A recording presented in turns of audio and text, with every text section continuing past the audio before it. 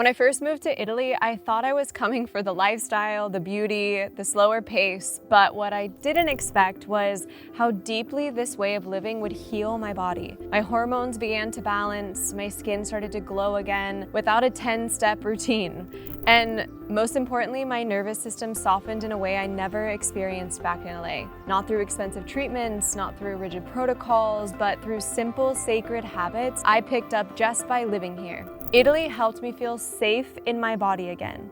And today I want to share the 10 Italian-inspired habits that changed everything: my hormones, my skin, and my sanity.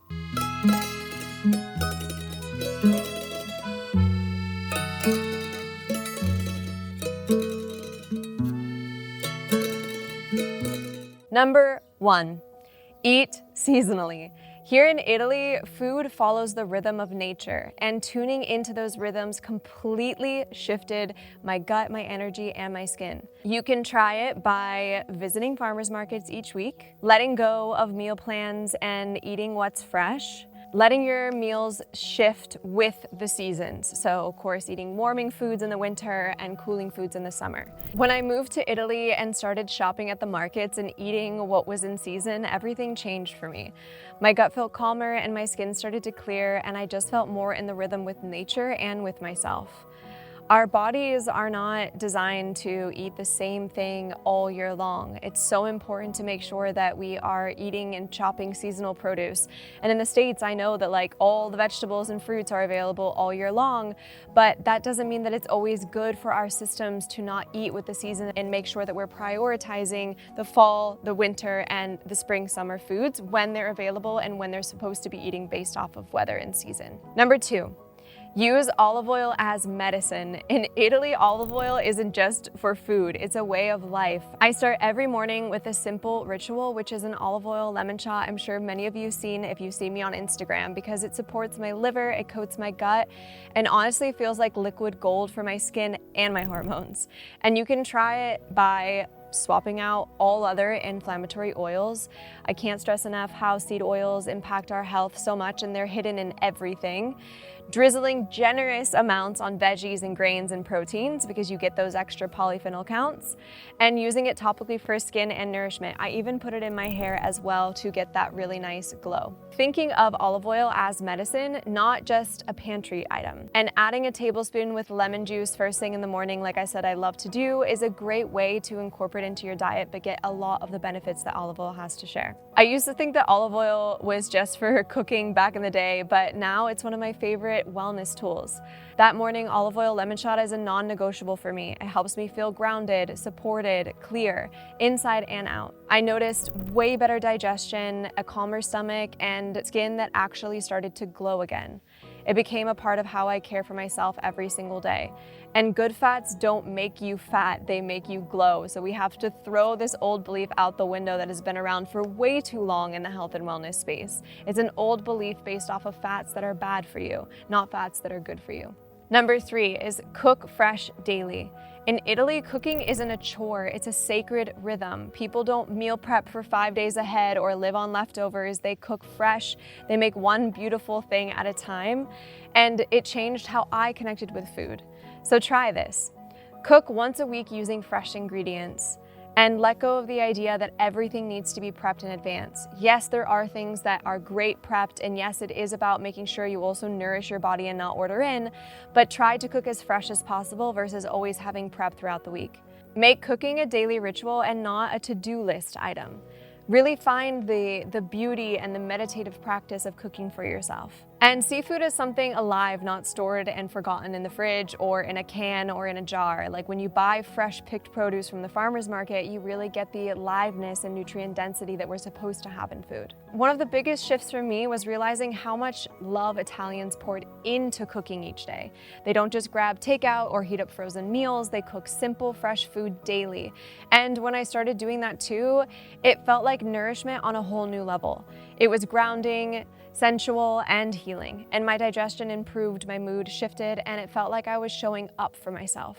Food isn't just fuel, it's truly, truly a love language. Number 4, slow down every meal. Most of us eat in fight or flight, and in Italy, meals are very sacred. You slow down and you savor. When I did this, my digestion healed, and so did my relationship with food.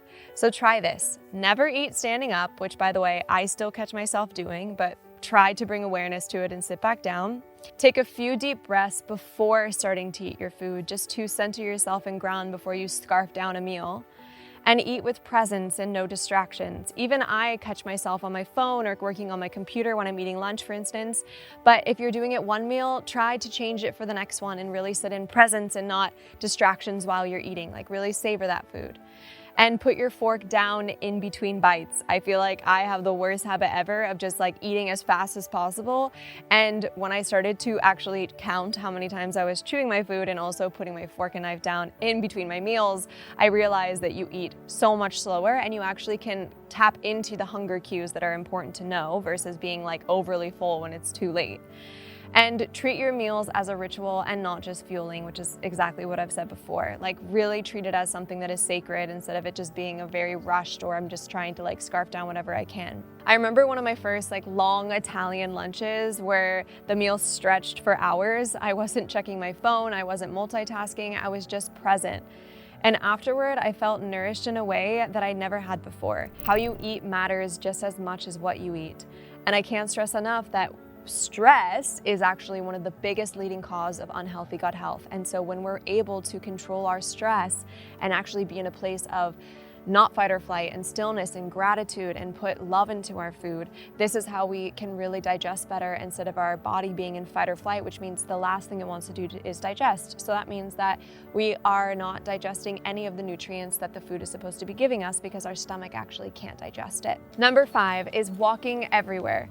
Here, movement is woven into the life, not something you just fit into. I see Nona trekking her groceries up massive hills sometimes, and they must be in their 90s, and I'm just thinking to myself, like, I would be complaining if I was doing that. And this Nona probably does it every single day, and you see this all over Italy. People walk, and daily walking regulates cortisol and helps stabilize blood sugar, and also really, really starts to soothe the nervous system.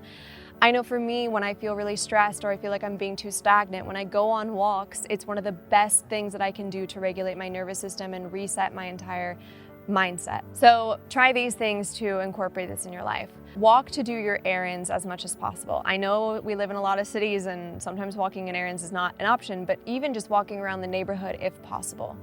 And take post-meal walks, which is Italians' digestive gold, is they love to take a stroll after meals and continue their conversations with friends or family. And it's really something that helps, of course, our body with digestion and also, of course, resetting our whole mindset. And then use walk as meditations, not just workouts. Like we all love a workout and we all love to walk really fast, but how about just like strolling intentionally and looking at the surroundings around us and actually enjoying what we have around. Make movements feel like freedom as well and not punishment. So it's not just about punishing our bodies, it's also about doing something that feels like free and inviting and healing to our bodies. Daily walks have become a non-negotiable for me, and even though I don't always nail it every day, and for instance, like just the last 2 weeks I didn't go on any walks, and I felt it so much, and the last few days I've been going on multiple walks, and it has just changed my mindset so much. So whether I'm walking to the market or heading to a friend or just walking around to get fresh air after a meal, it's become such a grounding ritual, and I've noticed how it clears my mind and supports my digestion and even helps my skin. It helps with lymphatic drainage as well, which is so important for our detox pathways to actually detox heavy chemicals or water weight and all these types of things that happen to our body when we stay stagnant. Number 6, eat your main meal midday. In Italy, lunch typically is the largest meal, not the dinner. And that one shift completely supported my digestion, sleep, and hormone health. So try this at home. Front load your day with nutrients. Make lunch your grounding, cooked, nourishing meal and have that be your biggest meal as possible, and eating lighter at dinner. Once you do this, really observe how your sleep and your skin respond when you're eating lighter meals, and of course, trying to eat at least 2 to 3 hours before you sleep. This one was such a shift for me because in the US, I used to eat something small at lunch and then save my big meal for dinner. But in Italy, lunch is the heart of the day, and when I started eating more nourishing cooked meals midday, my energy actually stabilized and my sleep got so much better, and my digestion was so much smoother. So now I actually crave that midday grounding, and my body thanks me for that. Number 7 is embracing the sun. We've been taught to fear the sun, but it's one of the greatest regulators we have. Intentional sunlight helps rebalance my circadian rhythm, lift my mood, and support my health and hormones. So try this at home. Get early sunlight on your face in the morning on your skin. This is a beautiful way to wake up the body. Eat outside when you can, and let natural light set the tone for your day. Even if you don't have a place outside to get sun on your face, even putting your face in a windowsill to get that natural light, especially in the early hours of the morning, is a great way for your system to wake up. And of course, respect the sun. Don't avoid it, but also don't overuse it. So be cautious and of course, enjoy it as much as you can. The sun doesn't just light the world, it recalibrates our entire system. Just think about the plants that we live every single day that are working on a system unrelated to us. That's how it goes. And number 8, let go of the hustle culture. In Italy, life isn't measured by how much you do, but how deeply you live. Slowing down wasn't easy at first, but it healed me more than any supplement ever could. So try this. Say no to constant productivity. Build buffer time into your calendar and value rest as an action of devotion. Slowing down felt terrifying at first. I was so used to improving my worth through productivity, but when I moved here, I started to unlearn that. I remember sitting on a bench doing absolutely nothing, and instead of feeling guilt, I felt peace. Letting go of hustle culture has healed my hormones more than supplements could have ever. And it's not always easy, but it's the most powerful thing I've done for my nervous system. Hustle depletes you and stillness actually restores you. Number 9 is simplifying beauty and home rituals.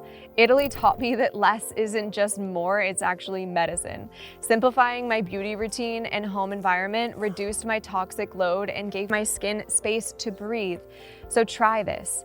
Ditch synthetic products in favor of clean, natural ones. Use fewer but higher quality skincare staples. And diffuse oils instead of spraying fragrances, and let go of visual and emotional clutter. There's nothing better than spring cleaning, but I do it multiple times a year. When I unpacked my suitcase in Italy, I realized how many products I had that I didn't actually need. Slowly, I started using fewer and more natural products, both for my skin and my home. And the difference was immediate. My skin felt less reactive, my energy felt more clear, and my space felt more like a sanctuary. There's so much beauty and simplicity, and now it's something I actually protect. And number 10, prioritize joyful connection. Joy and connection are not optimal, they're essential to healing. Here, meals are shared, laughter is medicine, and presence is the most powerful prescription. So share meals with loved ones and join community spaces that make you feel alive and that are aligned with your values. Seek real conversations with people, not surface level conversations. Ask deeper questions to people and laugh more and scroll less. These habits might look simple, but they've changed my life in ways no supplement ever could. When I arrived in Italy, I was exhausted, hormonal chaos, irritated skin, a nervous system always on the edge, and I didn't heal by adding more. I healed by softening, by living closer to nature, by feeling safe in my body again. If that's what you've been craving too, I'd love to invite you in my private space, Shayna Serene Circle. Each month we explore themes through sacred rituals, grounding practices, and seasonal living, and a true community. This month's theme is aligned expansion. You can try it for free for 3 days. The link is below if your heart feels called. We'd love to welcome you in, and as always, thank you for being here, and I'll see you in the next one.